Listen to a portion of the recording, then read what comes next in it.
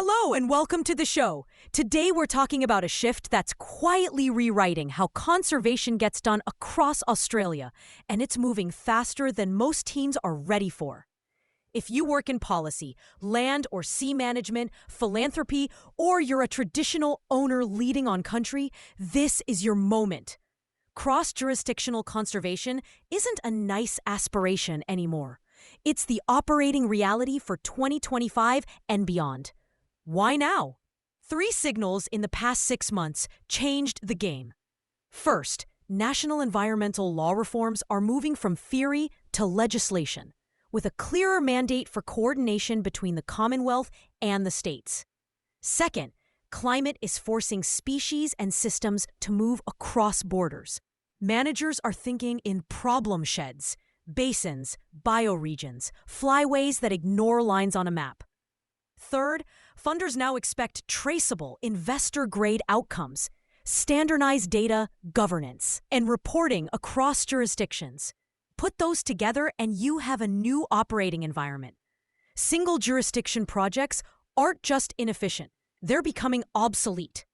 Partnerships that retool now will attract the lion's share of funding and deliver outsized impact. If you're stitching together the Great Eastern Ranges, coordinating water recovery in the Murray-Darling, or securing sea country outcomes along the East Asian-Australasian flyway, your effectiveness now lives or dies on how well you share authority, data, and financing across governments and with traditional owners.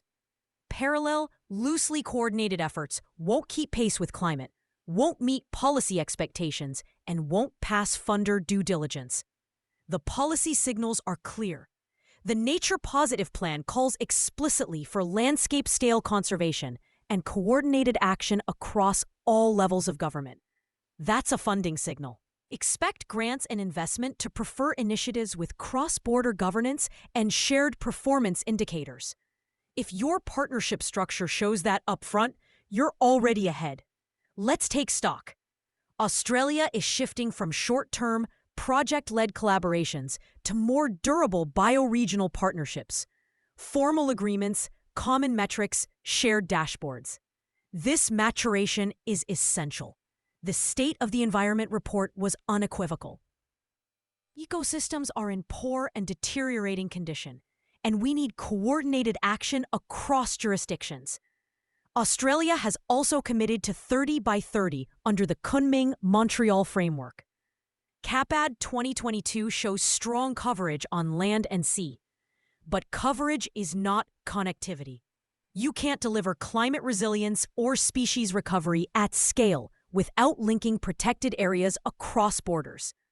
That coverage connectivity gap is a huge opportunity.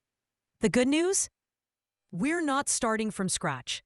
The Australian Alps National Parks Cooperative Management Program shows ACT, New South Wales, and Victoria managing the Alps as one ecological unit through an MOU, shared fire protocols, coordinated pest control, aligned visitor management. It's practical and it works. The Reef 2050 Long-Term Sustainability Plan is co-governed by the Australian and Queensland governments. Backed by $1 billion federal investment over 9 years, land-to-reef coordination across multiple catchments, joint steering committees, and common targets offer a template for other cross-border efforts.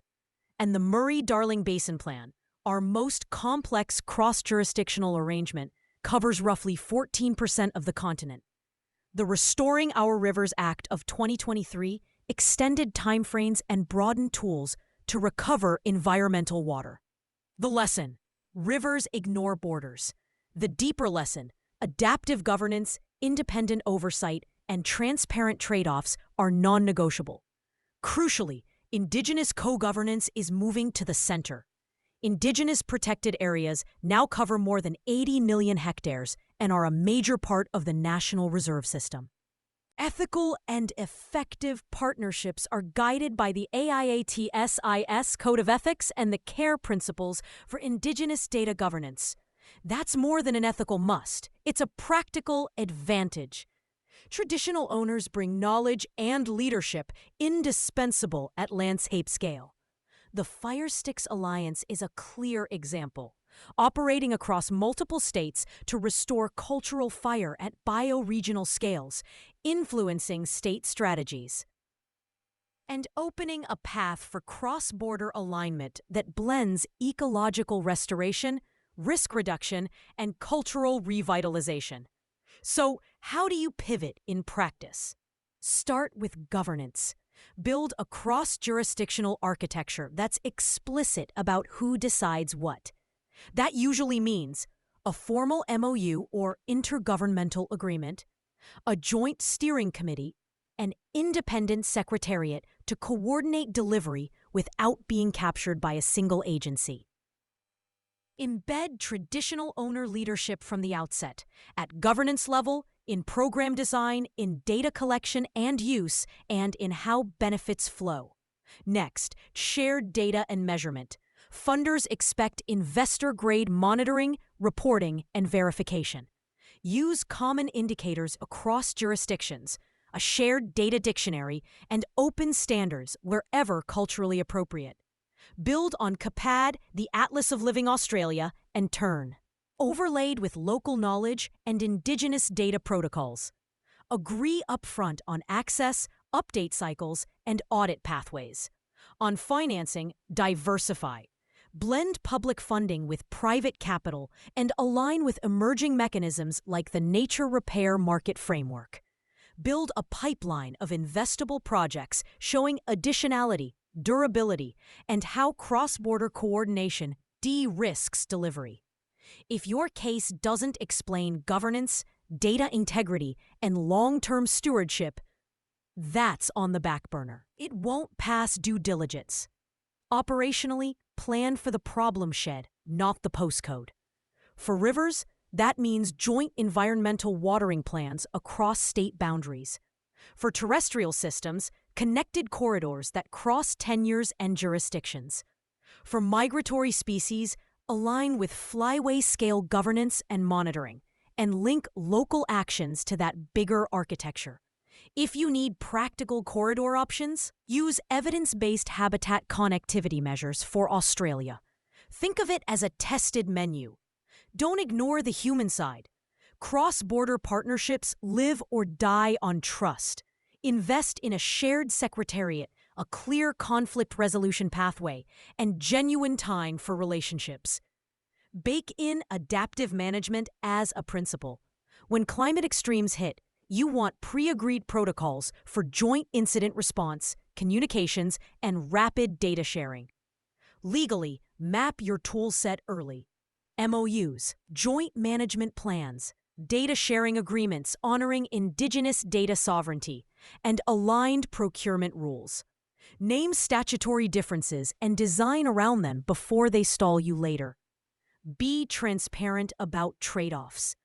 Cross-border work almost always involves competing land uses and different community priorities. Independent science panels and community reference groups help keep processes credible. Clear public reporting on what's being achieved, where. And for whom builds legitimacy, and it's exactly what funders and communities expect. Zooming back out, the convergence of law reform, climate reality, and investor expectations is not a blip. It's the new normal. If you lead an NGO, a government program, a ranger group, or an investment fund, you'll outperform by designing for scale from day one.